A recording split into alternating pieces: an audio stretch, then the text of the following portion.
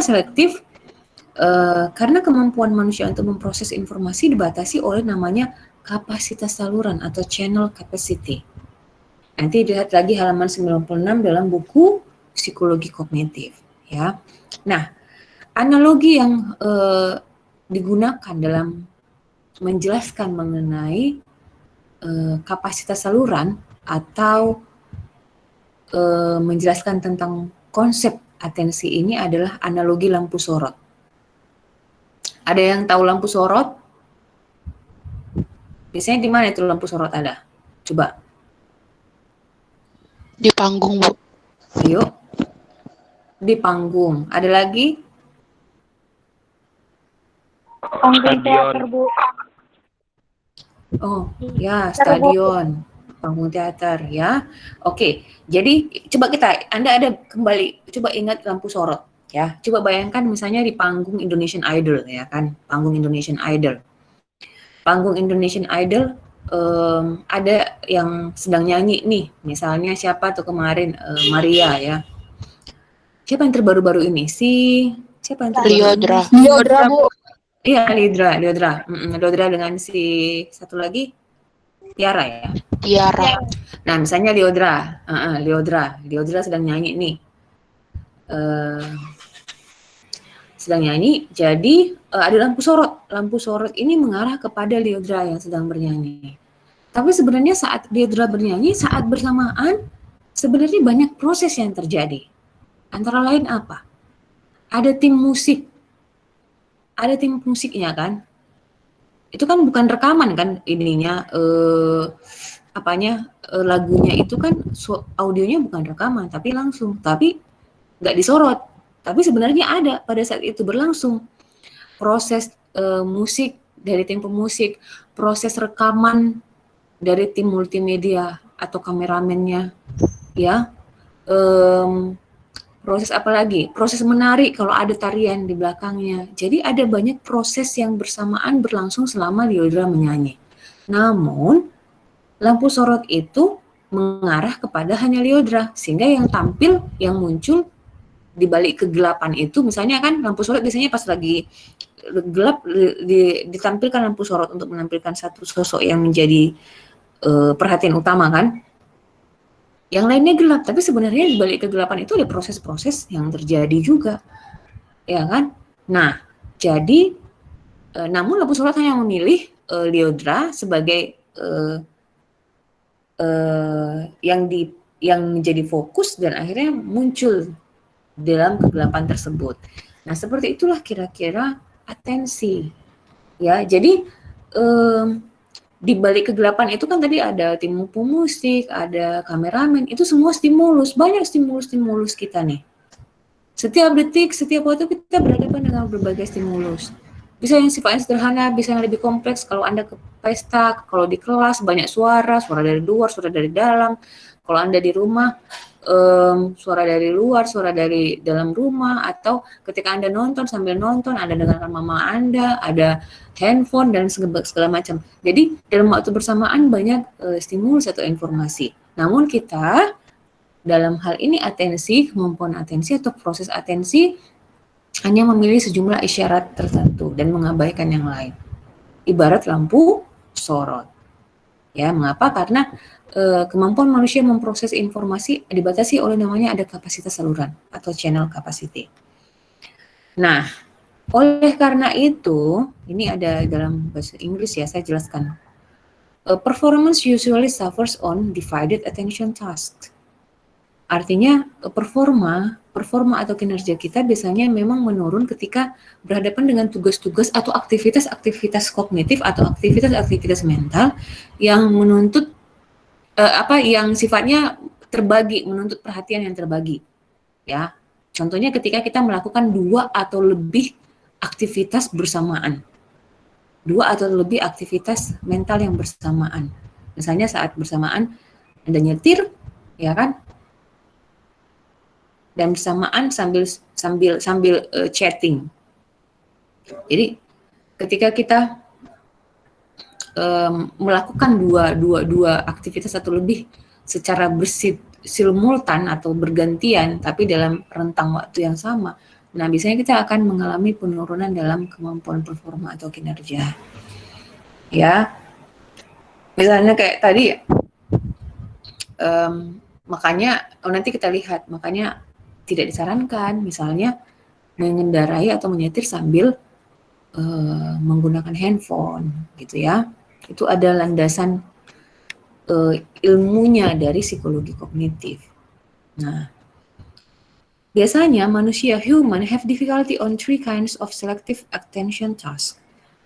Biasanya individu atau manusia mempunyai kesulitan dalam 3 jenis tugas selective attention yang berikut ini, ya.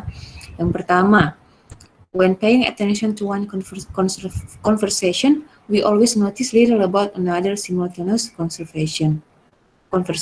Artinya, ketika kita terlibat dalam satu percakapan, biasanya kita akan mengabaikan percakapan lain yang berada di dekat atau sekitar dengan kita. Misalnya ketika Anda di kelas, ya, Anda di kelas, dosen sedang menjelaskan, ya, Anda sedang menyimak, tiba-tiba teman Anda mengajak ngobrol dari samping.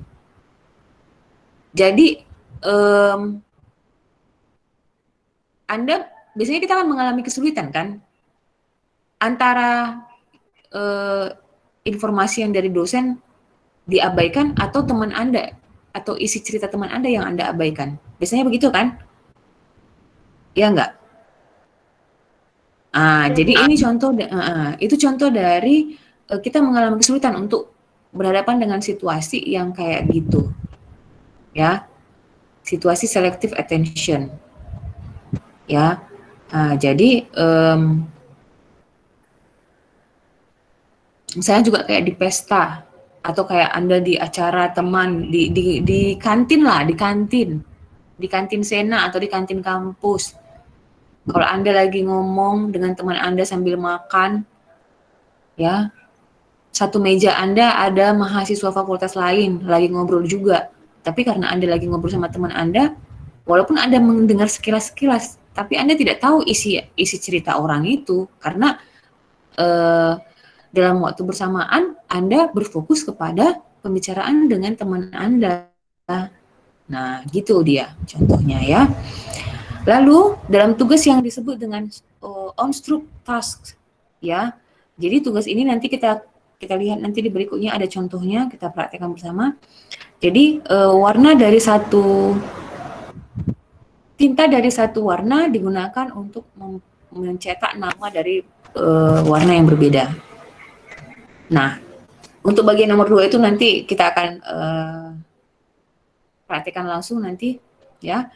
Lalu tugas yang ketiga yang biasanya kita mengalami kesulitan untuk tugas yang sifatnya selektif adalah ketika mencari, people have trouble searching quickly for visual stimuli when the task is difficult. Jadi ketika individu diminta untuk mencari secara cepat stimulus-stimulus visual, terutama ketika tugas-tugas itu sifatnya sulit. Ya, misalnya kita disuruh mencari apakah ada si Jeplin, si Jeplin lah tadi di grup A. Apakah ada si Jeplin di antara kelas kalian? Anda mungkin bingung ya kan, atau apakah ada, kalau di keramaian misalnya di kantin, apakah ada si Melinda nggak di kantin? Kalau semakin ramai orangnya pasti kita semakin sulit kan mencari si Melinda dibanding orangnya sepi. Nah, itu contoh tugas dari visual search yang berkaitan dengan selective attention. Nah, attention atau atensi menggunakan proses top down dan bottom up secara simultan. Ya, ingat kita sudah pernah bahas ini, proses top down dan proses bottom up. Ya. Jadi ketika melihat sesuatu stimulus yang menarik, kita teralih perhatian kita dan kita mencoba mencerna itu apa yang menarik itu bottom up. Atau contoh dari kita mengenali pola, dari yang mengenali bagian-bagian kecil sampai membuat pemahaman atau pemaknaan tentang stimulus tersebut. Lalu top down, ketika mencari wajah seseorang di antara keramaian. Nah, misalnya apakah ada Melinda di kantin? Kita kan udah punya konsep nih, Melinda itu orangnya wajahnya begini, rambutnya begini, badannya begini. Jadi ketika Anda mencari di tempat keramaian, kita udah punya konsep Elina itu seperti apa, lalu kita cari dengan indera penglihatan kita. Nah, itu contoh dari top down. Ya, berarti dalam proses atensi melibatkan proses bottom up dan proses top down. Lalu, shape perception. Shape perception itu adalah persepsi bentuk. Persepsi bentuk dan atensi bekerja secara kooperatif. Ya, persepsi bentuk dan atensi bekerja secara kooperatif. Kita perhatikan dalam contoh berikut, ya. Gambar apakah yang Anda lihat?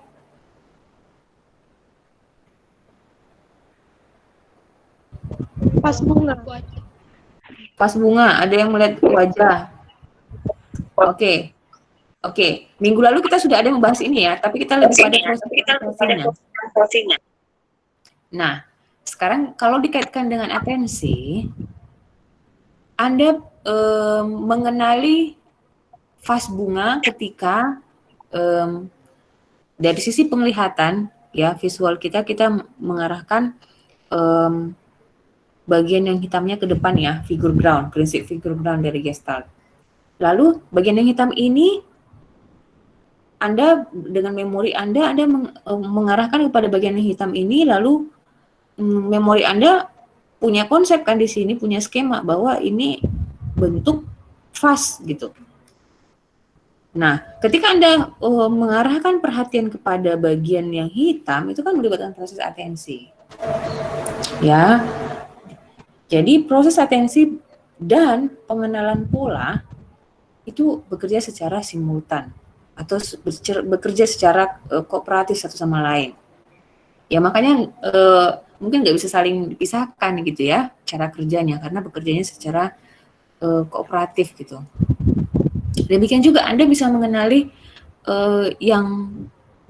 atau memaknai bentuk gambar ini, memaknainya sebagai ada dua wajah yang saling berhadapan, yaitu ketika Anda mengarahkan bagian yang putih ke depan secara visual, kita kaitkan dengan memori bahwa bentuk-bentuk seperti ini, bentuk pola seperti ini mirip dengan wajah manusia dari samping. Nah, sehingga Anda bisa mengatakan ini gambar dua orang wajah yang saling berhadapan. Nah, inilah contoh dari persepsi terhadap bentuk atau pemaknaan terhadap bentuk itu dan atensi saling bekerja sama. Ya. Nah, kemudian beberapa implikasi dari atensi ini. Kalau begitu Bu, atensi ini sangat penting dong. Dengan nggak bisa nggak ada ya, memang nggak bisa nggak ada. Di mana Anda aware, sadar gitu ya, Anda proses atensi berlangsung gitu.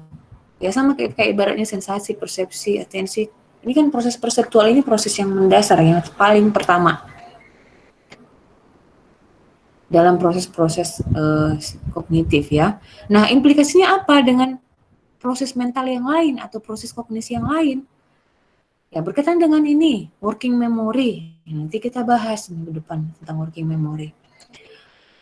Attentions play a major role in regulating how many items we can process in working memory. Ya, atensi memiliki peran yang penting dalam mengatur bagaimana atau berapa banyak item yang kita dapat proses dalam working memory kita. Misalnya, dalam waktu kayak sekarang, misalnya Anda sambil mendengarkan saya, sambil juga misalnya membalas chatting atau membaca chatting Anda di WA, ya. Mungkin kalau diminta lagi nanti berapa detik ke depan untuk beberapa menit atau detik ke depan, saya minta untuk Anda mengingat, atau saya minta satu orang untuk mengatakan apa yang barusan saya katakan, mungkin dia akan bingung karena dia melakukan hal yang lain secara bersamaan. Nah, ini juga jadi karena atensinya terbagi sehingga yang terproses di dalam proses kognisinya ya akhirnya mungkin hanya sedikit, karena tadi itu dia atensinya terbagi. Sementara ketika atensi terbagi, maka pemahaman akan proses-proses yang bersamaan dilakukannya itu kan bisa berkurang. Nah, itu dia ya. Nah, jadi attention play a major role in regulating how many items we can process in working memory. Jadi jika kita semakin memusatkan perhatian kepada satu stimulus, tentu akan semakin banyak item-item dari stimulus tersebut atau semakin banyak informasi-informasi dari stimulus tersebut yang kita proses di dalam memori kita. Nah, itu maksudnya. Ya. Yang kedua, berarti yang pertama ini kaitan antara atensi dengan memori. Ya. Lalu nanti attention is also intertwined with our long-term memory concepts and reading. Attention juga berhubungan, berkaitan, berinteraksi dengan long-term memory tentang dan dengan konsep dan dengan membaca. Ya, proses reading. Nanti kita bicara tentang reading, konsep ini di bagian nanti ada topik pembentukan konsep, logika dan berpikir. Nah, itu nanti reading berkaitan dengan pemahaman bacaan. Nanti ada, berarti ini attention ini berhubungan dengan semuanya, dengan memori iya, dengan pembentukan konsep, logika, nalar iya, dengan proses membaca iya, ya. Lalu yang ketiga, when we attempt to solve a problem, we need to pay attention to relevant information while ignoring trivial details. Nah, artinya ketika kita mencoba untuk menyelesaikan satu masalah, kita akan berusaha untuk menaruh perhatian atau menaruh fokus kepada informasi-informasi yang relevan, sambil mengabaikan informasi atau detil yang kurang relevan. Nah, ini menunjukkan bahwa atensi berkaitan dengan problem solving, pemecahan masalah. Ya. Yang keempat, we could make incorrect decisions when we pay too much attention to relatively unimportant information. Nah, contoh implikasi lainnya adalah kita dapat membuat keputusan-keputusan yang salah atau kurang tepat ketika kita terlalu memberi perhatian pada informasi-informasi yang nggak penting. Ya, misalnya Anda mau beli handphone gitu ya, banyak nih pilihan-pilihannya kan, terus banyak nih informasi-informasinya, ya kan? Adalah istilah-istilah apanya lah gitu ya, banyak ya istilah prosesornya lah, banyak ya istilah-istilahnya ya. Jadi kalau kita, kalau itu kan banyak ininya, banyak atribut-atributnya, entah kualitas pixelnya lah, kalau Anda mau pilih kamera ada kualitas pixelnya, fiturnya, ukurannya, memorinya, lalu kecepatan processingnya, lalu warna ya. Atribut dari ini kan banyak ya, dari handphone banyak ya. Lalu, nah, Anda bisa jadi membuat keputusan yang kurang tepat kalau misalnya terlalu memperhatikan pada detil yang kurang penting. Misalnya yang kurang penting itu kayak apanya ya, kayak warnanya atau informasi terkait kameranya mungkin ya, tapi ini tergantung juga mana yang penting menurut Anda. Kalau menurut Anda yang paling penting adalah kualitas kameranya, maka bisa jadi ukuran giganya Anda tidak terlalu perhatikan, menurut Anda tidak penting, tapi sebenarnya mungkin kalau sesuai dengan kebutuhan, sebenarnya bukan kebutuhan kameranya yang paling Anda butuhkan. Nah, gitu, itu maksudnya. Jadi kita bisa membuat keputusan atau yang kurang tepat ketika kita memberi perhatian terlalu banyak pada informasi-informasi yang nggak penting, ya. Nah, artinya atensi berhubungan dengan waktu kita memecahkan masalah dan waktu kita juga membuat keputusan. Itu maksudnya. Jadi atensi sangat berkaitan erat dengan proses-proses mental yang lain. Kemudian, three kinds of attention process. 3 jenis proses ya, proses atensi. Yang pertama divided attention, kedua selective attention, yang ketiga saccadic eye movements. Proses atensi yang pertama divided attention. Nah, ini dia contohnya ya. Kalau tadi kita melakukan 2 atau 3 aktivitas secara simultan dalam waktu yang bersamaan, maka kita sedang melakukan proses divided attention. Ya. Jadi aktivitas-aktivitas itu menuntut kita melakukan divided attention. Ya. Nah, in most cases, your accuracy decreases, especially if the tasks are challenging. Dalam banyak kasus, akurasi kita, tingkat akurasi dalam menyelesaikan tugas-tugas tersebut atau dalam mengerjakan tugas-tugas tersebut akan menurun. Secara khusus, jika aktivitas tersebut sifatnya menantang atau sulit.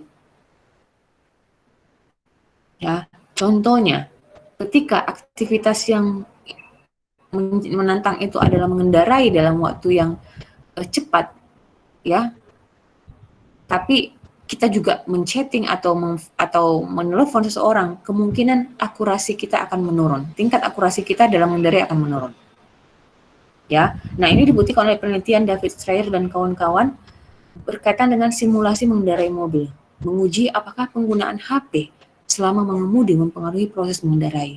Dan ternyata hasilnya menunjukkan bahwa yang pertama, waktu reaksi lebih lambat ketika kendaraan di depan mendadak berhenti. Jadi eksperimennya ini uji kayak mengendarai, terus ada simulasinya, ada kendaraan di depannya tiba-tiba berhenti. Nah ternyata ketika sambil menggunakan handphone, waktu reaksi itu adalah waktu yang dibutuhkan ketika individu melihat kendaraan di depan sampai dia dengan mengerem, respon mengeremnya. Nah, ternyata waktu reaksinya lebih lama ketika Anda menggunakan handphone sambil mengendarai. Kalau waktu reaksinya lama, dari sejak melihat sampai dengan merem, kemungkinan besar apa yang terjadi? Yuk, ada yang bisa menduga? Kecelakaan, Bu. Apa? Apa? Kecelakaan. Apa yang kemungkinan? Kecelakaan, nabrak kendaraan yang di depannya. Iya kan? Karena waktu reaksinya lama. Nah, kedua, penggunaan HP sambil berkendaraan berpotensi menimbulkan kondisi yang namanya inattentional blindness. Yaitu kondisi ketika kita memperhatikan sesuatu, kita memperhatikan suatu aktivitas, ini contohnya memperhatikan handphone, namun gagal memperhatikan objek baru yang tidak terduga, namun sebenarnya terlihat jelas. Contohnya, misalnya, ketika kita misalnya menggunakan HP sambil berkendaraan, sambil mengendarai nyetir, sambil chatting, ya. Jadi ada tiba-tiba ada yang menyeberang, ada yang bukan tiba-tiba ya, ada yang menyeberang karena nggak mungkin tentulah dia tiba-tiba muncul di depan, karena dia pasti berjalan dari pinggir jalan ke tengah, nyeberang sampai ke sisi yang lain, ya kan? Nah, jadi mungkin sebenarnya sambil menyetir, sambil memegang handphone, mata kita mengarah ke depan dan mungkin sebenarnya mata kita ada melihat orang, tapi karena perhatian kita, atensi kita tertuju kepada mengendarai plus menggunakan handphone, orang yang tadi sedang berjalan, yang sebenarnya kita lihat dengan mata kita, tapi tidak kita perhatikan ya. Ingat ya, beda ya. Kita bisa lihat tapi nggak kita perhatikan, itu disebut dengan inattentional blindness. Jadi kayak nggak kita tengok. Terus pas kita pas somehow gitu ya, berapa detik ketika dia udah di depan, kita nggak bisa ngelak, waktu reaksinya udah lambat juga kan, nah ini nabrak. Nah itu dia disebut dengan inattentional blindness. Terus kita bilangnya, ada yang bilang gitu kan, tiba-tiba dia muncul. Secara ini sih mungkin nggak tiba-tiba muncul, cuma kita mengalami namanya inattentional blindness kalau dalam psikologi kognitif. Pasti tanya, sambil memegang handphone nggak atau sambil apa nggak? Nah, ya itu. Kadang-kadang kalau kayak di TV-TV itu juga kan, kalau film-film kan, ada tuh, misalnya dia sambil mengendarai, terus ada yang jatuh di bawah. Dia maksa tuh ngambil ke bawah, ada benda di bawah. Rupanya dari depan ada kendaraan atau apa yang lain gitu, akhirnya terlambat dan kecelakaan. Jadi ya itu contoh ya ketika kita melakukan divided attention, terutama dalam tugas-tugas yang sifatnya beresiko atau menantang, biasanya tingkat keakuratan akan menurun. Jadi tidak disarankan memang mengendarai sambil menggunakan handphone. Jadi aturan berkendaraan yang melarang berkendaraan sambil menggunakan handphone itu adalah secara ilmiah dari psikologi kognitif itu memang benar saran itu karena berisiko menimbulkan kecelakaan.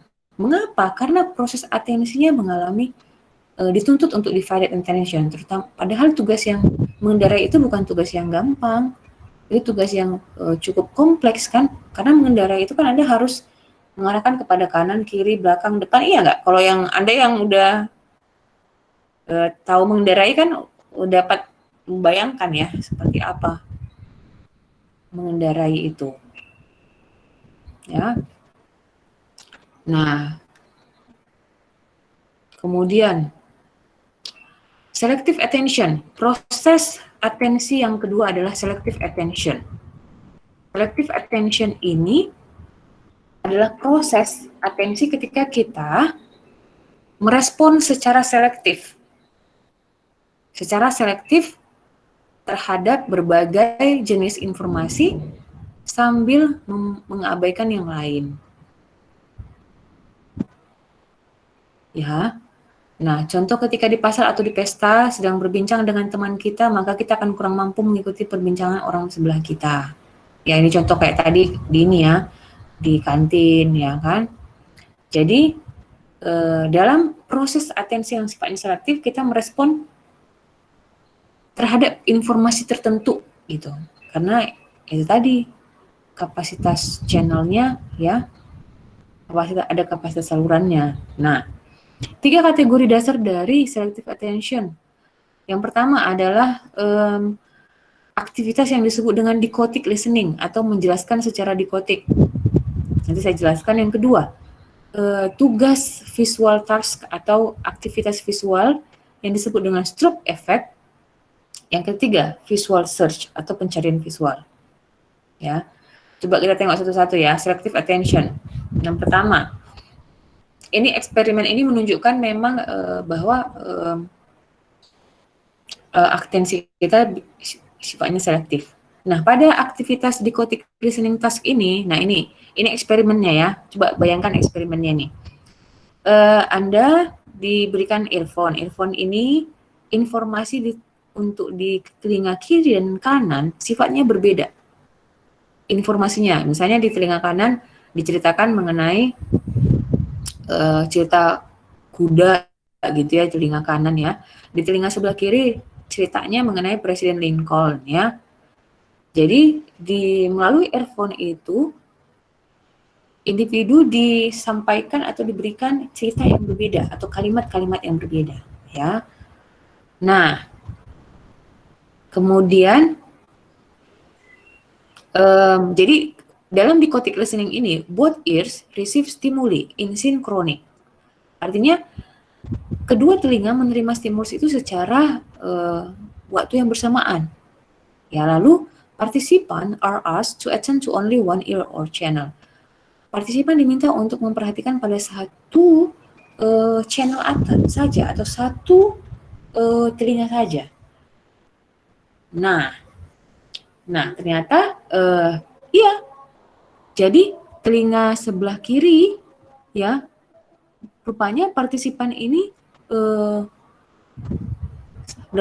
dalam tugas dichotic listening ini mengulangi cerita dari salah satu earphone ya, yaitu tentang Presiden Lincoln. Nah, jadi kemampuan dia untuk melakukan ini disebut dengan shadowing ya. The participant repeats aloud the stimuli presented to the attended channel and ignores the stimuli presented in the unattended channel. Ya. Jadi partisipan mampu mengulangi stimulus yang disampaikan pada channel yang dia perhatikan, channel yang ditujukan atensinya ke situ. dan mengabaikan stimulus yang disampaikan pada channel atau telinga yang kurang memperoleh perhatian. Nah, ini contoh dari proses seleksi yang sifatnya proses atensi yang sifatnya selektif. Ya. Nah, kemudian ada yang disebut namanya strobe effect. Oke, sebelum ke sini saya mau minta ini kayak kita eksperimen sederhana ya. Saya minta dua orang untuk jadi volunteer. Siapa mau jadi volunteer dalam eksperimen sederhana ini tentang strobe effect?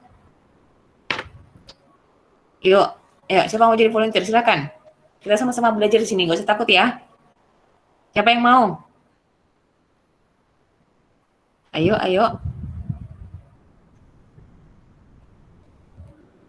Siapa yang mau?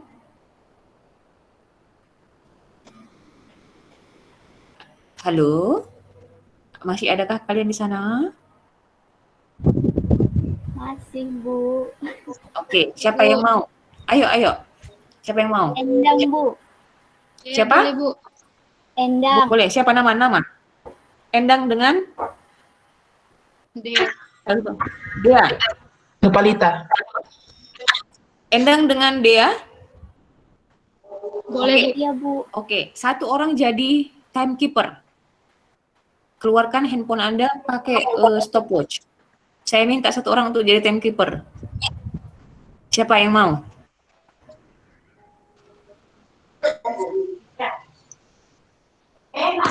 Siapa yang mau? Timekeeper? Tadi siapa tadi? Novita ya?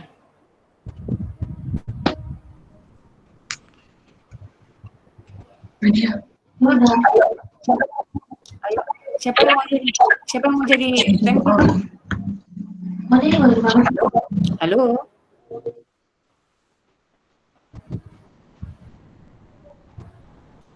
Nggak ada yang mau?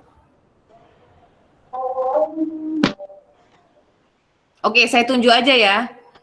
Saya minta si Melinda bisa jadi timekeeper ya?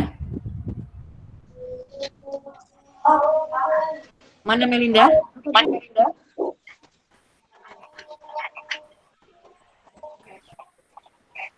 Iya, Bu. Oke, Melinda bisa jadi timekeeper ya? Iya, Bu. Bisa, Bu. Ada stopwatch nggak? Stopwatch nggak ada, Bu. Dari handphone? Bisa, Bu. Bisa ya dari handphone ya? Coba disiapkan dulu.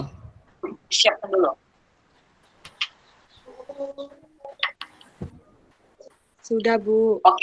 Oke ya, jadi nanti timekeeper Anda menghitung berapa detik dari sejak saya memunculkan gambar ya sampai si Endang selesai mengerjakan tugas yang saya minta. Bisa ya?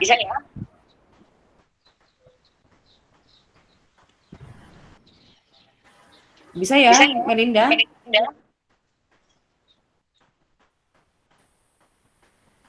Nggak jelas, Bu. Oh, nggak jelas suara saya. Macet. Oh. Bisa, Bu. Oke. Udah tahu tugasnya ya, Melinda? Saat Ibu munculkan gambar kan, Bu? Ya, sejak saya munculkan gambar, lalu nanti si Endang atau si Bea menjawab sampai dengan mereka selesai. Baik, Bu. Baru hentikan stopwatch-nya. Oke, Bu. Oke ya. Sekarang untuk Endang duluan ya. Iya, Bu. Nanti dihadapkan dengan warna-warna. Tugas Anda adalah menyebutkan warna tersebut secara berurut dari kiri ke kanan, lalu dari kiri ke kanan ya sampai habis. Paham ya? Bu. Yang lainnya, untuk yang lainnya perhatikan apakah ada yang benar atau ada yang salah. Bisa ya? Bisa, Bu. Oke. Saya mulai dari sekarang.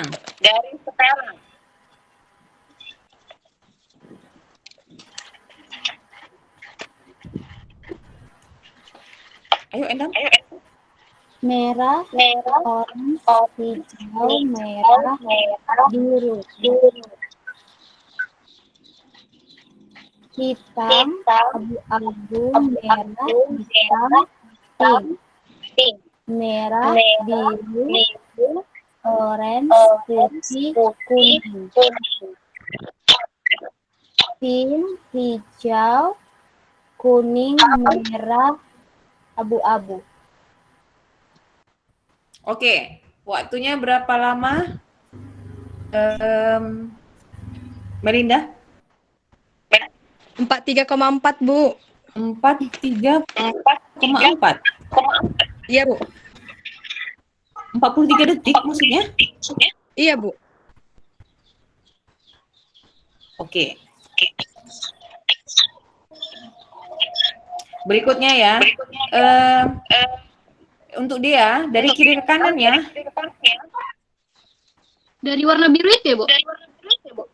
Dari kiri ke kanan. Mana kiri kanan Anda? Tadi Endang memulainya dari kanan ke kiri. Oke, bisa ya dia? Kirinya yang mana ini, Bu? Kiri aku atau kiri apa ini, Bu? Kirinya Anda dong. Oke, siap ya? 1, 2, 3. Biru, merah, hijau, oranye, marun, ungu, hitam, marun, abu-abu, hitam, kuning, putih, oranye, biru, merah, abu-abu, merah, kuning, hijau, ungu. Oke, stop. Berapa detik? 20,85, Bu. 20,85. Oke. Ada kesulitan nggak tadi? Oh, sebelum itu. Yang lain. Apakah ada yang salah, Endang ataupun dia? Yuk, yang lain. Anda berperan sebagai observer. Untuk Endang, ada yang salah nggak penebutan warnanya? Ada, Bu. Ada. Apa yang mana? Warna pink warna ungu jadi warna pink, Bu. Oke, ungu pink. Yang lain, ada yang salah? Ada, Bu. Atau ada warna kuning, hijaunya itu ada? Terus, Bu, tadi hijaunya hijau aja. Seharusnya ada 2, hijau muda dan hijau tua. Oke, ya nggak apa-apa. Untuk dia ada yang salah? Ada juga ya, Bu. Hijaunya hijau aja, Bu. Oke. Dalam hal ini hijau aja atau hijau muda, hijau tua nggak terlalu jadi masalah. Tetapi warna dasarnya betul ya. Oke. Nah, waktu reaksinya tadi Endang lebih lama. Iya, memang ini betul ini. Nggak salah ini kamu apa, Melinda? Enggak, Bu. Oh, oke. Ya, mungkin tadi Endang membutuh waktu lebih lama untuk mencerna tugas ini. Nah, oke. Berikutnya, saya minta 2 orang untuk jadi volunteer lagi. Siapa yang mau? Siapa nama-nama? Diana. Oke, Diana. Satu lagi, siapa mau? Saya, Bu. Siapa nama? Melinda, Bu. Melinda. Aduh, saya pikir kamu jadi timekeeper tetap. Pengen juga coba, Bu. Siapa yang, kalau gitu siapa mau jadi timekeeper?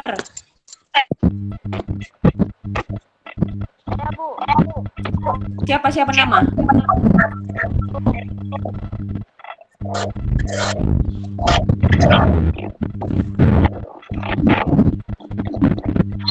Halo, kayaknya suaranya agak ada suara angin-angin ini.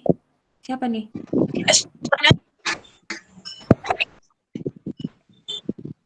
Oke, tadi siapa yang mau jadi timekeeper?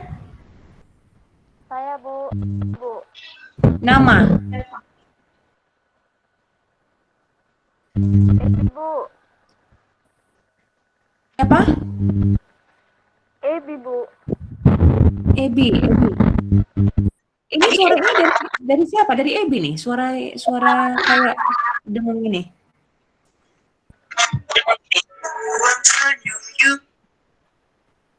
Oke, tolong semua di unmute dulu ya. Maaf, di mute dulu semua ininya ya, suaranya ya. Oke, untuk Diana dan Melinda, kita mulai dari Diana dulu. Ebi, standby dengan stopwatch-nya ya, Ebi.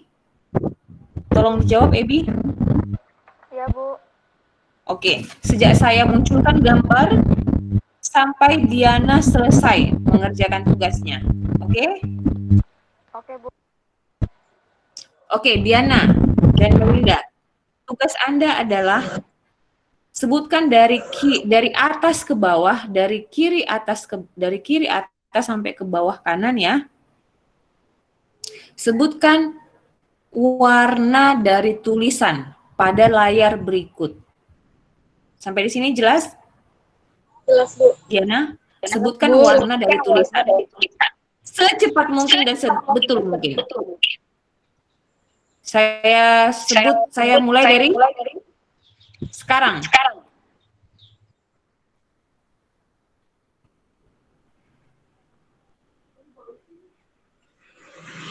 Hijau, hitam, ungu, orange, biru, coklat, biru, abu-abu, kuning, ungu, hijau, orange, merah, hitam, merah, hijau, kuning, merah, biru. Oke, selesai. Oke, berapa detik? Ebi? 28 detik. Oke. Yang lain catat ya. Catat kesalahannya kalau ada yang salah ya. Oke, berikutnya Melinda. Siap Melinda? Siap, Bu. Oke. Saya mulai dari sekarang. Sebutkan warna tulisan. Mulai dari sekarang. Belum muncul, Bu. Hijau, merah, hitam, biru, oranye, hijau, pink, putih, merah, kuning, orange, hitam, hijau, ungu, pink, merah, biru. Oke, selesai. Berapa waktunya? 22 detik, Bu. 22 detik. Oke, kita tengok sekarang. Yang lain, waktu si Diana, ada yang salah? Ada, Bu. Berapa banyak yang salah? Ada 3 lebih itu kalau nggak salah, Bu. Iya, Bu. Ada 3 lebih, oke. Apa aja tuh? Coba kita lihat. Abu-abu jadi putih, Bu. Putih, abu-abu. Abu-abu dibilang putih. Abu-abu dibilang, oke. Lalu? Hijau dibilang kuning. Baru Oke, yang hijau dibilang kuning. Baru kuning dibilang putih, Bu. Iya, Kuning. enggak ada yang Oke. Iya, ada yang kuning ya. Oke. Lalu bagaimana dengan Melinda? ada juga. Melinda juga banyak. Ada, Bu, banyak juga. Melinda banyak. Oke, ini contohnya stroke effect ya.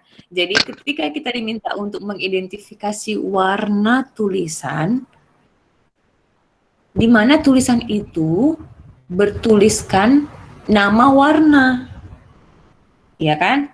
Namun tulisan tersebut nama warnanya atau kata tulisan itu tidak sesuai dengan warnanya, itu yang membuat kita mengalami kayak distraksi sehingga membutuhkan waktu yang lebih lama. Ini karena saya bikin deadline-nya ya. Tadi di kelompok A saya nggak bilang deadline, saya nggak bilang secepat-cepatnya, itu nggak ada saya bilang. Saya hanya bilang sebutkan sebenar-benarnya. Nah, mereka waktunya jauh lebih lama. Ya, nah apalagi kalau disuruh dalam waktu yang mendesak, kemungkinan ini makin lebih banyak yang salah daripada tadi di kelompok A, grup A. Lebih banyak yang salah karena saya juga desak untuk lebih cepat. Nah, jadi ternyata tingkat keakuratannya makin menurun. Ya, jadi ini yang disebut dengan stroke effect. Jadi ketika kita berhadapan dengan situasi kayak gini lah ya, coba bayangkan situasi ini kan kata merah tapi tulisannya hijau, ya nggak? Katanya biru tapi tulisannya berwarna hitam. Jadi ada semacam kontradiksi antara pemahaman Anda dengan apa yang Anda lihat dan kenali dari warna. Nah, inilah salah satu juga bentuk aktivitas dari selective attention. Jadi ketika ada informasi-informasi yang sifatnya mendistraksi atau kayak informasi satu dengan yang lain kayaknya kurang sinkron gitu kan, Anda harus memusatkan pada satu bagian saja gitu. Dan itu membutuhkan waktu yang lebih lama. Dan kalau dibatasi waktu atau dalam tingkat waktu yang cepat atau tingkat kesulitan yang tinggi, kemungkinan keakuratannya menurun. Nah, ini contoh dari aktivitas selective attention. Ya. Nah, berikutnya aktivitas visual search. Siapa yang mau jadi volunteer? Satu orang saja. Aktivitas visual search atau pencarian visual. Siapa yang mau? Laki-laki mana nih suaranya nih? Saya mau satu orang laki-laki nih. Ayo. Bapak-bapak, abang-abang, mana? Daniel. Daniel, ayo Daniel. Daniel ya. Halo Daniel. Iya, Bu. Oke, siap ya. Iya, Bu. Oke. Siapa yang mau jadi timekeeper?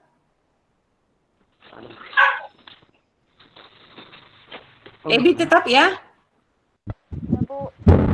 Oke, baik. Makasih Ebi. Oke. Sama-sama, Bu. Daniel, nanti Anda akan dihadapkan dengan gambar-gambar, ya. Anda nanti Ya, Bu. dengar petunjuk saya baik-baik. Oke? Oke, Bu. Baiklah. Pada gambar berikut ini, sebelah kiri, ada berapa huruf T merah? 1. Pada gambar sebelah kanan, ada berapa huruf T merah? 0. 1. Oke. Ada 1. Betul? Betul yang Iya. lain? Betul, Bu. Betul. Oke, Ebi berapa lama waktu reaksinya? 11 detik, Bu. 11 detik ya. Oke. Berikutnya ya, Daniel. Iya, Bu. Oke. Berikutnya adalah temukan berapa banyak T yang merah.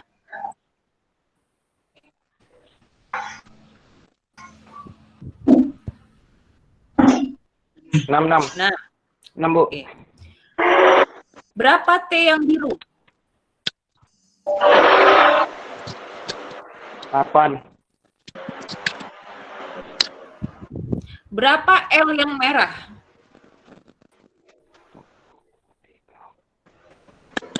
4. Oke. 4, Bu. Berapa? 5. Oke. Berapa T yang L merah.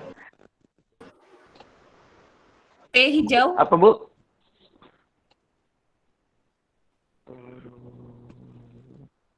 Oke. Ya, 1, Bu. selesai. Berapa waktunya masing-masing Ebi? 40, Bu. Oh, ini total ya? Iya, Oh, Bu. ya.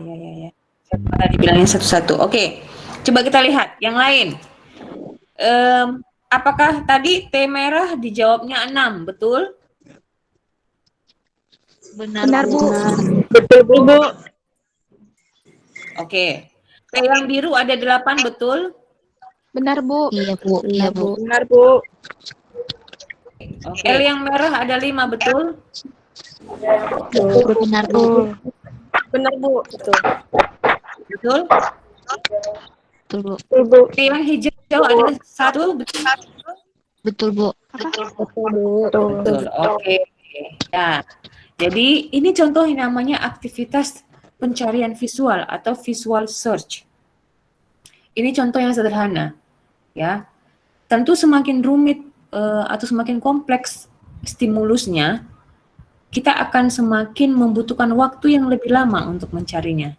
Sama seperti tadi contohnya waktu misalnya ada mencari si Elsa di kerumunan yang ada di kantin. Semakin banyak orang crowded di kantin itu akan semakin sulit mungkin ada mencarinya, semakin butuh waktu lama. Dibanding jika hanya sedikit orang di kantin. Nah, itu dia contoh dari visual search sebagai satu contoh aktivitas atensi selektif. Ya. Nah, oke, terima kasih untuk semua yang sudah berpartisipasi dalam eksperimen sederhana ini ya. Nah, berikutnya kita masuk ke aktivitas selective attention yang disebut dengan saccadic eye movements. Saya sudah pernah sebut ini ya, merupakan proses perseptual yang penting dalam membaca. Jadi gerakan sakkadik adalah loncatan mata dari satu titik fiksasi ke titik fiksasi lainnya. Ya, jadi menurut Emil Jeffal yang meneliti mengenai membaca, individu membaca bukan dari memindai baris demi baris, tapi meloncat. Ada loncatan-loncatan dari satu titik fiksasi ke titik fiksasi lainnya. Ya, jadi coba perhatikan gambar yang di bawah ini. Ini gambar kalimat ini ya, kalimat ini. Ini kan kalimat dalam bahasa Inggris ya. Nah, jadi ini kan ada kayak pola setengah lingkaran, berhenti, setengah lingkaran, melompat, berhenti, melompat, melompat. Tanda panahnya itu menunjukkan arahnya ya. Nah, kita lihat setiap lompatan ini berhenti di satu titik, naik lagi, melompat, berhenti, naik lagi, melompat, berhenti. Ada yang lompatannya pendek, ada yang lompatannya jauh, ya kan? Ada yang lompatannya pendek, ada lompatannya jauh. Nah, inilah menunjukkan bahwa ketika membaca kita melakukan loncatan mata. Ya, ada loncatan mata. Jadi setiap lompatan ini, lompat satu, ini titik fiksasinya, lompat lagi, titik fiksasinya, lompat lagi, titik fiksasinya, lompat lagi, gitu. Nah, ternyata ada masanya juga dalam kita membaca itu, arah lompatan itu balik ke belakang. Nah, seperti kita tengok di baris kedua ini. Oh, ternyata kita ketika membaca ada juga arah bola mata, lompatan mata kita itu ke belakang, mundur, lalu maju lagi. Demikian seterusnya. Jadi inilah yang disebut dengan gerakan sakkadik. Gerakan mata sakkadik ya. Nah, sama seperti ini contohnya ya ketika membaca. Setiap lingkaran-lingkaran kecil ini, inilah titik fiksasinya. Lingkaran-lingkaran kecil ini pada masing-masing kata, pada kata-kata inilah. Jadi ketika kita membaca itu, kita menatapnya nggak satu-satu huruf gitu loh. Bukan dari satu-satu huruf, enggak. Tapi ada loncatan-loncatan kayak gini. Dan ternyata ada masa-masanya kita balik ke belakang loncatannya itu. Setelah misalnya sebelah kanan kita mundur lagi ke kalimat sebelumnya, ke kata sebelumnya. Dan seterusnya. Ya. Inilah dia contoh dari proses membaca yang dengan gerakan saccadic eye movement. Nah, ini menarik nih. Coba kita lihat sama-sama ya. Ini ada 3 pola gerakan sakkadik. Yang atas itu yang biasa, ya. Yang atas, jadi yang paling atas ini adalah the actual way of reading. Cara sebenarnya ketika membaca, ya. Yang di tengah ini adalah pola atau pola fiksasi atau pola gerakan mata pada yang slow reader atau pembaca yang lemah. Pembaca yang lemah. Nah, yang paling bawah ini adalah pola lompatan-lompatan fiksasi untuk yang speed reader, pembaca cepat. Ya, yang atas itu untuk yang biasa, yang tengah itu adalah pola lompatan fiksasi yang slow reader, yang bawah adalah pola lompatan fiksasi dari yang speed reader. Oke, sekarang kita fokus pada yang slow reader dengan yang speed reader. Pembaca cepat sama pembaca yang lemah, yang rendah. Apa yang dapat Anda simpulkan dari pola gerakan sakadiknya nih? Silakan, siapa yang mau beri tanggapan?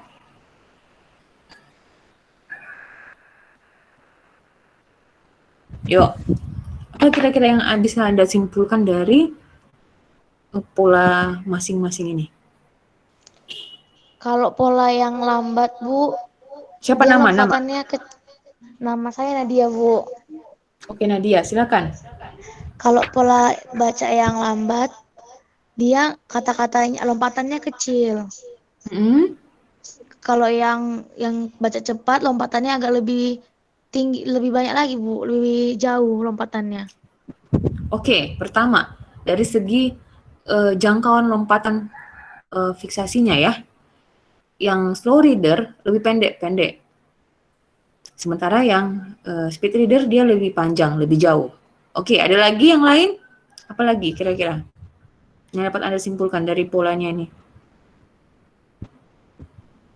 Bu, kalau yang slow reader, dia Ini lebih siapa nih? sering berhenti. Kalau Diana Ini siapa? Tesya, Bu. Oke, silakan Diana. Kalau yang slow reader, Bu, dia kayak sering terhenti gitu, Bu, setiap kata. Sedangkan yang speed reader dia nggak ada berhenti, tapi cuman nggak ada berhenti gitu. Dia bacanya cepat gitu, nggak kayak slow reader dia banyak berhenti di setiap katanya, Bu. Oke, ya. Mengapa titik fiksasi? Jadi dia berhenti itu kan itu titik fiksasi. Setiap dia berhenti itu kan titik fiksasinya kan. Setiap dia berhenti itu adalah titik fiksasinya. Jadi titik fiksasinya lebih banyak. Ya kan? Karena itu tadi jaraknya juga pendek-pendek. Ya. Nah, sementara yang speed reader titik fiksasinya tidak terlalu banyak karena berkaitan dengan jangkauan titik fiksasinya yang lebih panjang dan lebih jauh. Oke, terima kasih untuk Nadia dan Diana. Satu lagi, ada nggak yang mau beri tanggapan? Apa yang Anda lihat? Coba lihat, kaitkan dengan ini, kaitkan dengan arah panahnya. Arah panah itu menunjukkan arah fiksasinya ya. Silakan, siapa nama? Melinda, Bu. Oke, silakan Melinda. Kalau di slow reader itu, Bu, kita banyak kembali ke kata belakang, Bu. Jadi kita sering kembali melihat ke kata sebelumnya. Tapi kalau speed reader itu kita lebih fokus untuk yang ke depannya aja, Bu. Jadi tidak kembali ke kata sebelumnya. Ya, oke, betul sekali ya. Jadi slow reader itu selain jarak fiksasinya yang pendek, sehingga dia lebih sering mengalami fiksasi, juga polanya itu pola lompatan balik ke belakang itu lebih sering dibandingkan yang speed reader. Oke, sampai sini bisa dibedakan ya. Nah, pertanyaan berikutnya. Kapan sih kira-kira pola gerakan mata membaca ini bisa terjadi yang slow dengan yang speed? Pada kondisi seperti apa? Coba bayangkan. Kondisi seperti apa? Kaitkan dengan pengalaman Anda. Misalnya, Bu, kalau yang slow reader ini bahasa Inggris, kita membaca pada bahasa lain bahasa Inggris, jadi dia agak lama gitu. Oke, ini siapa? Laura, Bu. Laura? Ya. Oke. Lalu? Kalau yang slow reader tadi yang kita membaca dalam bahasa Inggris, sedangkan speed reader ini kan jadi lancar, dia kan, Bu, agak cepat, jadi itu bahasa Indonesia. Oke, bisa ya. Ketika membaca teks dalam bahasa Inggris, mengapa? Karena bahasa Inggris bukan bahasa ibu kita ya. Jadi memori, pengenalan pola, bukan pengenalan pola, mungkin memori terkait dengan vocabulary, language, ini mempengaruhi proses atensi dan fiksasi yang dilakukan atau yang muncul ketika membaca, ya. Ketika membaca teks yang bukan dalam bahasa asli kita, misalnya, lalu kita bisa lebih gampang membaca ketika bahasanya Indonesia. Oke, yang lain lagi, coba. Bu, Ya, silakan. yang kalau yang speed reader ini itu kan dia menggunakan bahasa yang yang populer atau yang terkenal gitu Bu, seperti bahasa baku. Sedangkan kalau slow reader itu kayak bahasa ilmiah yang dimana kita agak-agak sulit gitu memahami kalimat-kalimatnya seperti kayak kalau bahasa filsafat gitu Bu.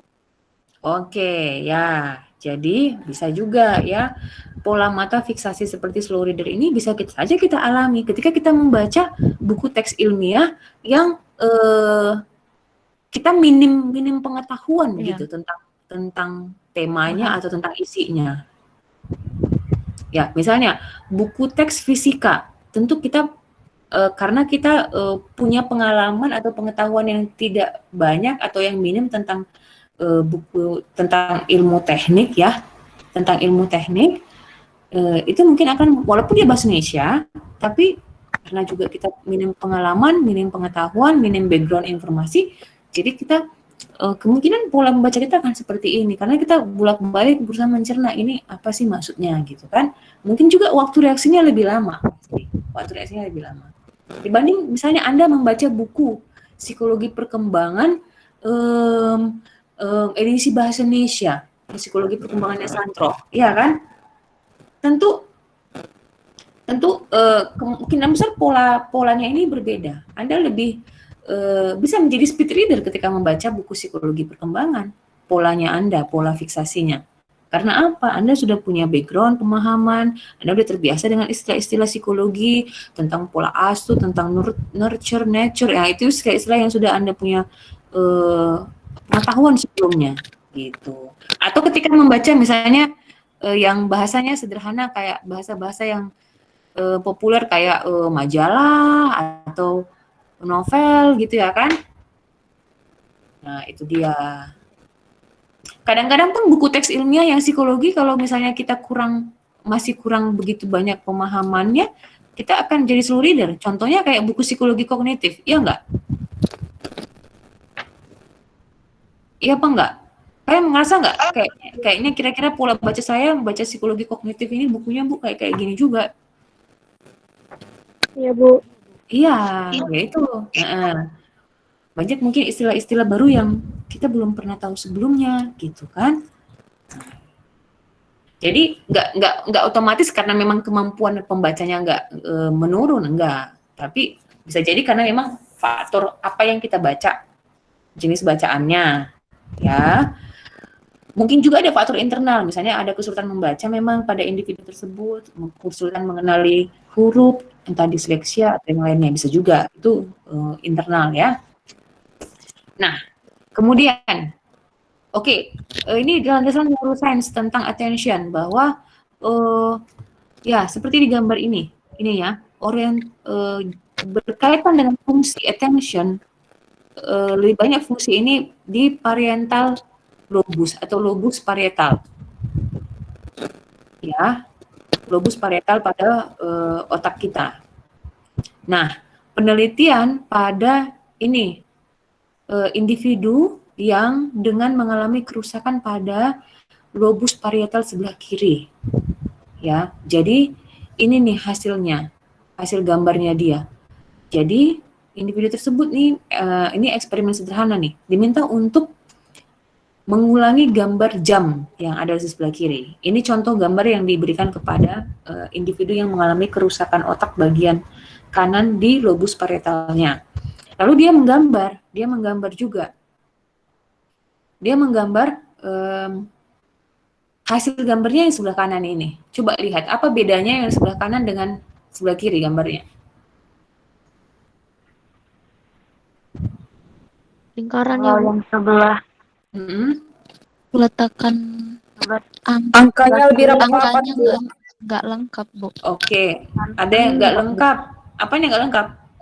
Angka-angkanya. Angkanya Oke, yang bagian B.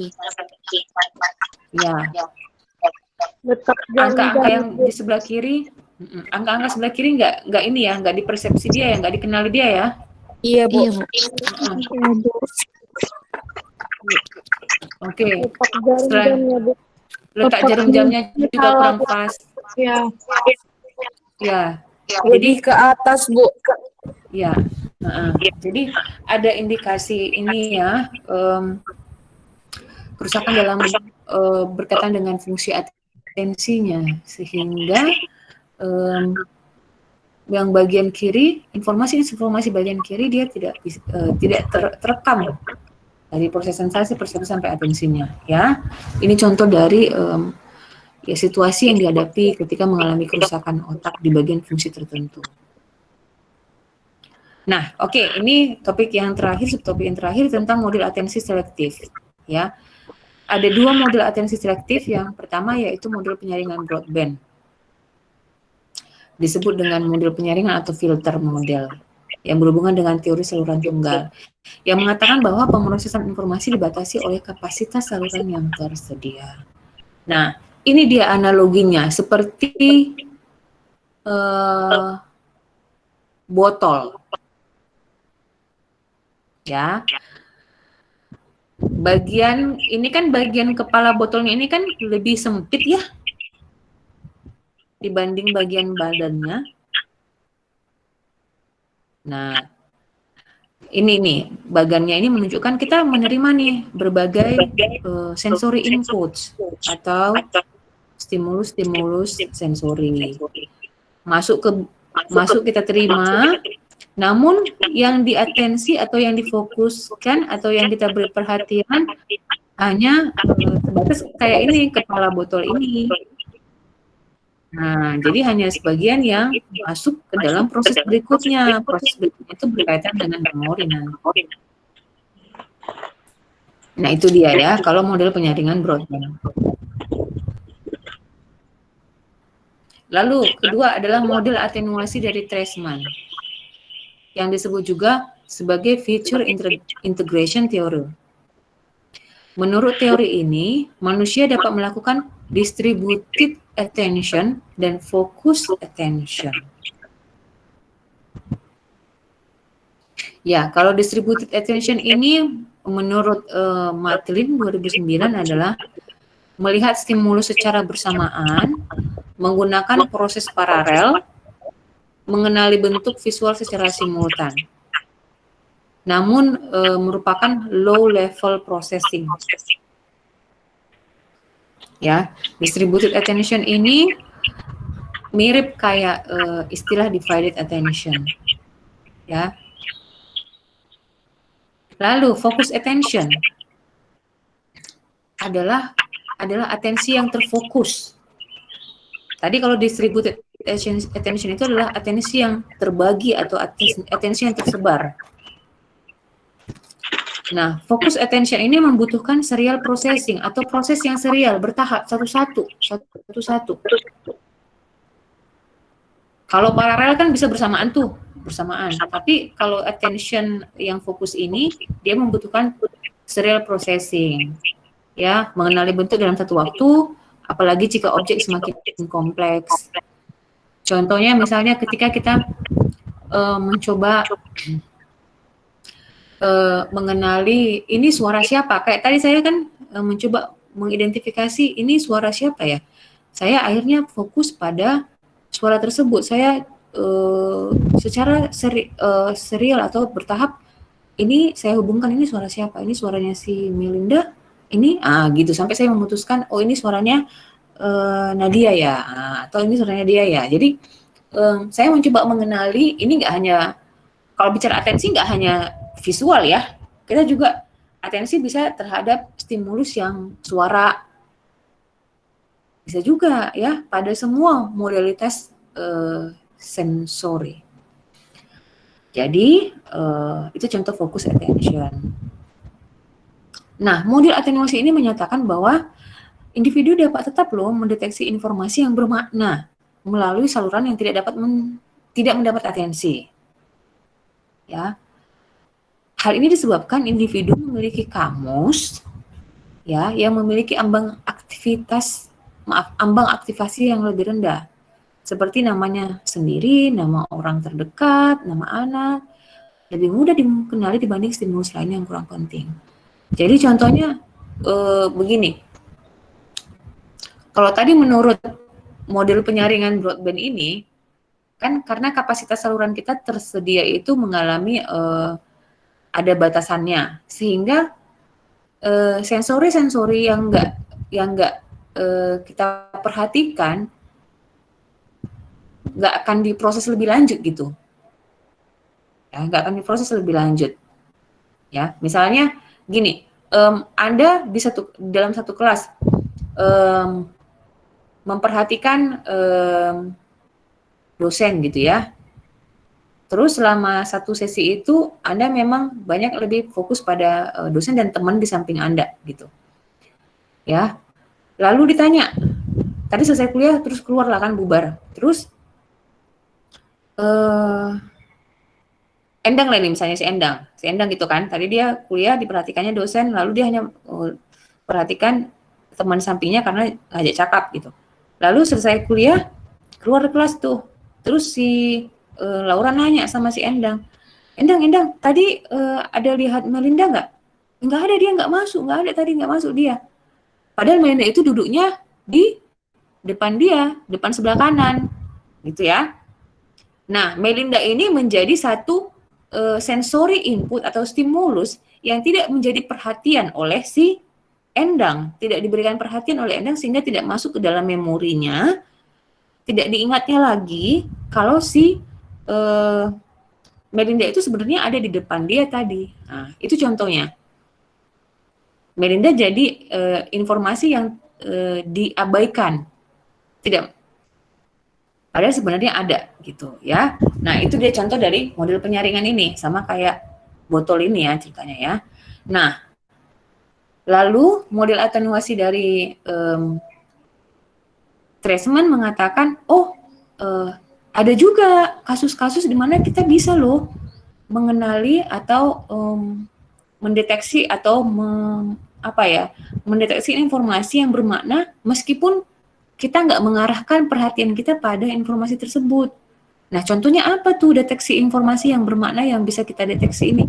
Ya kayak misalnya mengenali nama. Contohnya gini, Anda pernah nggak di kelas gitu ya? Atau saat inilah sama-sama teman-teman Anda gitu. Anda lagi ngobrol nih dengan teman di kanan kiri Anda. Lalu di jarak 2 meter dari Anda itu ada teman satu kelas lain lagi yang ngobrol-ngobrol gitu kan. Lalu di jarak yang lain sebelah kiri ada juga yang ngobrol-ngobrol. Jadi rame lah berkelompok-kelompok gitu duduk ngobrol-ngobrol. Lalu ketika Anda ngobrol sama teman Anda, ada nih teman Anda di kelompok lain itu yang di sebelah kanan Anda yang jaraknya mungkin 2 meter menyebutkan nama Anda. Menyebutkan namanya nggak terlalu kencang ya, nggak teriak, tetapi somehow Anda mendengarnya. Kenapa? Karena menyebutkan nama Anda, kayaknya tring gitu langsung. Pernah nggak kayak gitu? Pernah. Itulah yang disebut, inilah contoh dari yang disebut oleh Treisman bahwa kita bisa loh mendeteksi informasi yang bermakna meskipun kita nggak menaruh perhatian pada pembicaraan teman Anda itu. Anda nggak menaruh perhatian pada pembicaraan mereka karena Anda sedang sibuk dengan pembicaraan Anda dengan teman-teman satu geng Anda di kelompok Anda ini. Tapi ketika nama itu disebutkan oleh dia, sama gitu kan, Anda langsung dengar, langsung ngeh gitu, kayaknya ada yang nyebut nama aku. Terus Anda respon, siapa tadi yang nyebut nama aku gitu kan? Nah, itulah contohnya bahwa informasi bermakna itu ambang aktivasinya untuk termunculkan dalam dalam atensi kita itu rendah, ya sehingga kita bisa langsung ngeh ketika ada yang menyebutkan nama kita atau marga kita atau sesuatu yang berhubungan dengan kita gitu, ya.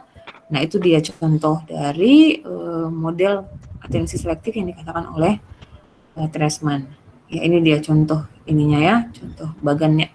Oke, sampai di sini. Apakah ada pertanyaan?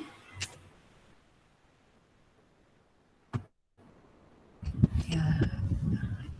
Udah jam makan siang juga ya Bu ya, baiklah. Bu, izin bertanya Bu. Iya, silakan. Kan kita kan Bu sering mendengarkan atensi dan konsentrasi itu dihubungkan Bu. Contohnya kan dalam proses belajar atau di dalam satu perkumpulan atau dalam satu kelas kan diperlukan konsentrasi dan atensi Bu. Nah, aku mau nanya Bu, untuk konsentrasi dan atensi ini, kedua hal ini berbeda, terus ada nggak hubungan atensi dan konsentrasi ini? Oke, saya lempar yang lain. Apakah konsentrasi yang dimaksud oleh teman kalian ini adalah hal yang lain berbeda dari atensi?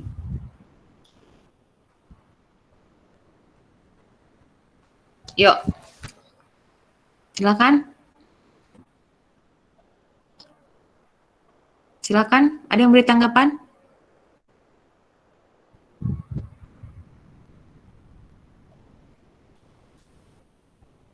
Tadi itu siapa yang nanya?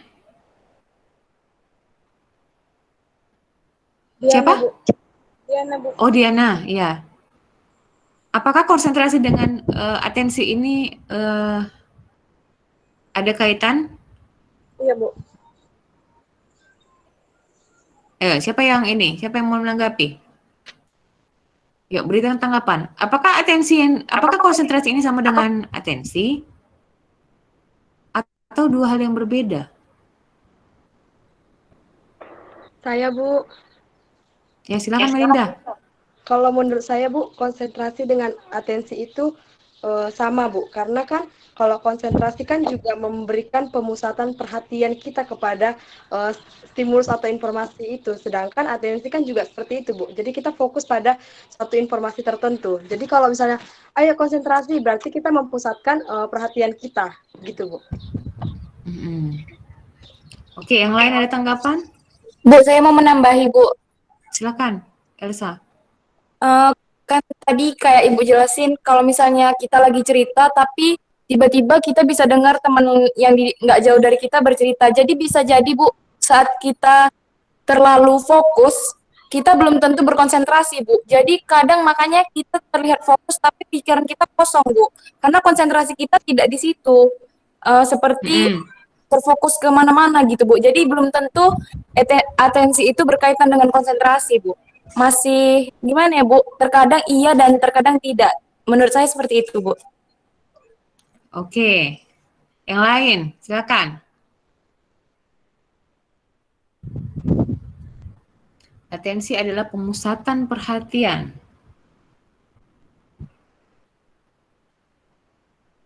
Silakan.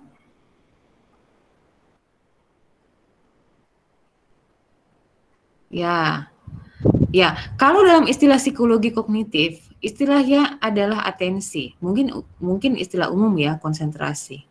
Tapi kalau dalam proses mental psikologi kita mengenal istilahnya atensi atau fokus. Itu fokus pun istilah awam ya, atensi atau perhatian, pemusatan pikiran.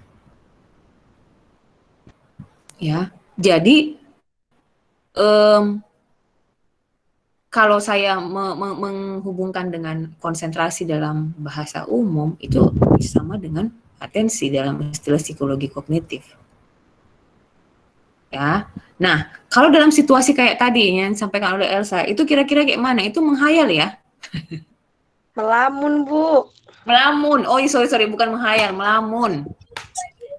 Dia pemusatan perhatiannya pada pemikirannya, bukan pada stimulus eksternal. Bisa juga pemusatan, iya, bisa juga. Ya. Pemusatan perhatian pada pemikirannya sendiri, idenya sendiri gitu ya kan. Nah, itu. Jadi bisa ya, Diana, jadi kemampuan atensi secara itu adalah istilah psikologis untuk menunjukkan proses berkonsentrasi. Kalau istilah umumnya proses berkonsentrasi melibatkan atensi. Nah, ya.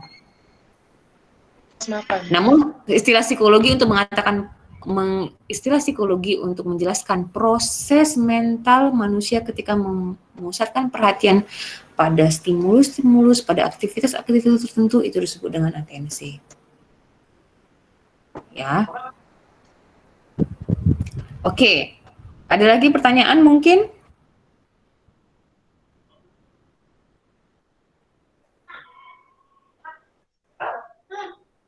Ya.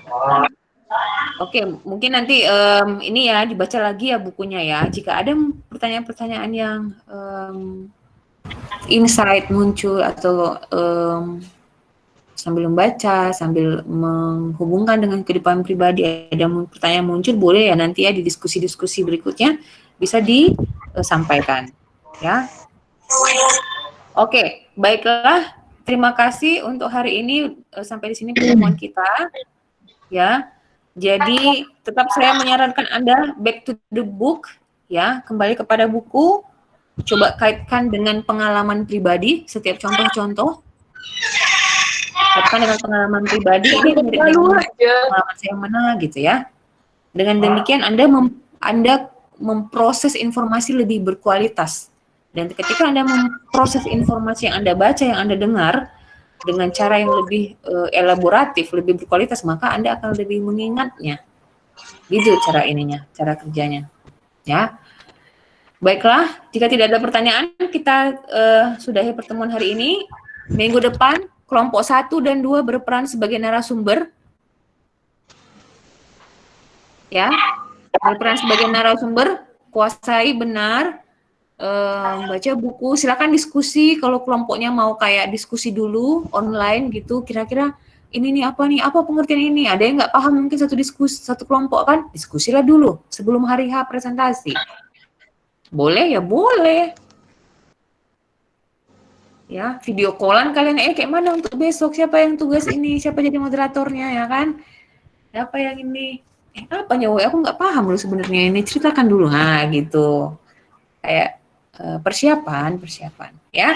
Jadi 2 kelompok sebagai narasumber, saya hanya akan sebagai peserta partisipan dan merangkum untuk minggu depan. Yang lain, peserta yang lain yang tidak bertugas sebagai narasumber, Anda diharapkan berperan sebagai peserta yang aktif. Anda silakan baca buku, dengarkan presentasi temannya, dan munculkan pertanyaan yang sifatnya mengeksplor apa yang sudah dijelaskan oleh teman-temannya melalui videonya. Ya. Oke, ada pertanyaan untuk minggu depan? Cukup jelas ya? Jelas, Bu. Oke, baiklah. Terima kasih untuk semuanya. Silakan kita hidupkan lagi videonya.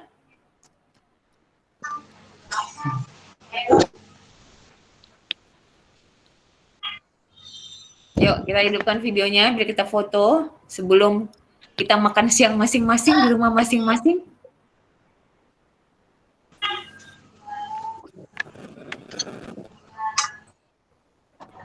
Nah, Alvina, kok tumben suaranya nggak muncul hari ini? Saya berharap ini ya, nama-nama depan ya, dan kelompok yang bertugas tolong juga membuat catatan tentang nama dan pertanyaannya ya. Kelompok yang bertugas ada yang berperan juga untuk mencatat siapa yang bertanya dan pertanyaannya ya. Saya berharap minggu depan lebih banyak yang terlibat secara aktif ya, karena minggu depan sesinya diskusi. Jadi tugas yang kelompok yang bertugas sebagai narasumber tidak lagi mempresentasikan PowerPoint-nya, enggak. Ya, karena sudah dibuat dalam video presentasi. Jadi kelompok 1 dan 2 bertugas sebagai narasumber dalam diskusi tentang topik minggu depan. Jelas ya? Oke. Ya, baiklah. Kita foto dulu ya. Ya, Bu. Oke, yuk. Senyum ya. 1, 2, 3.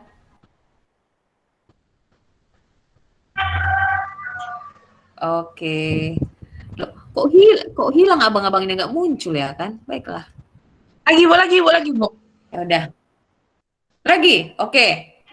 Yuk 1, 2, 3.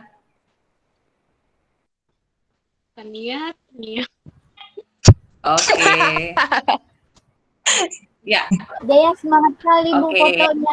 Ya, oke tetap semangat. Iya. Heeh. Ya, senang ya bisa ketemu ya walaupun dari rumah masing-masing dan lewat Google. Ya, tetap semangat ya. Oke, satu orang mimpin dalam doa penutup. Yohanes. Mau dengar suaranya ini dulu. Suaranya Yohanes ya. Ibu. Betul.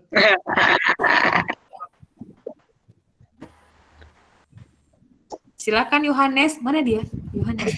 Mana? Nggak kelihatan lagi. Kok nggak kelihatan lagi si Yohanesnya? Ada Bu di bawah Bu. Ada Bu. Oke, silakan Yohanes. Iya Bu. Teman-teman, mari kita bersatu dalam doa. Bapa yang baik, Bapa yang kekal, terima kasih Tuhan. Dalam berkat-Mu, kami dapat berkumpul di kuliah online ini. Kiranya Tuhan, apa yang disampaikan oleh dosen kami ini, dapat kami terima dengan baik. Ya Tuhan, dan inilah doa anak-Mu, dalam nama Yesus, kami berdoa dan mengucap syukur. Terima kasih Tuhan, amin. Amin. Baiklah, terima kasih. Saya aku doa, saya doa. Oke, terima kasih. Tetap semangat, tetap jaga kesehatan, tetap produktif, belajar online, kuliah.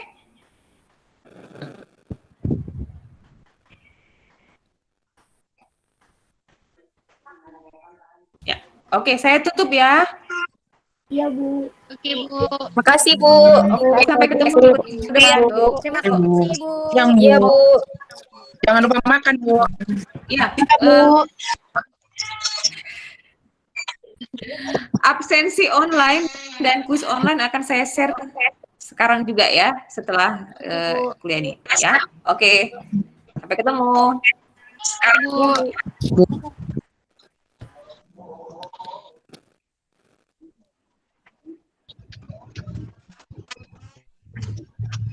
Hola Tania.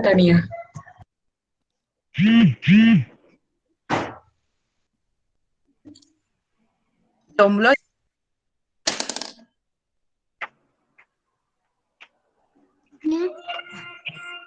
Gitu yang sanitizer kasih kamu. Enggak ada bakteri kasih.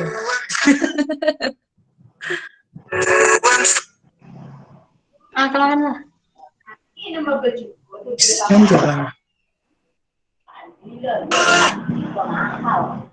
Apa? Belum tentu, Mak Pe.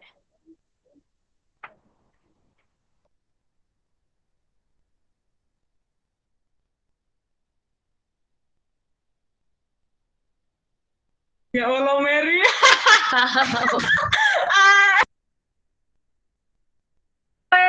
Sorry guys, gak sadar aku hidup audioku.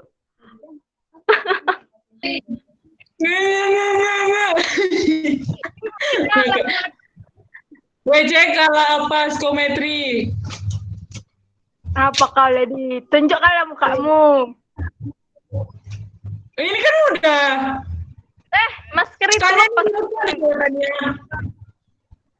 Lagu-lagu TikTok gue pasang-pasang. Bang Jago. Sorry Bang Jago. Keluar. Babi.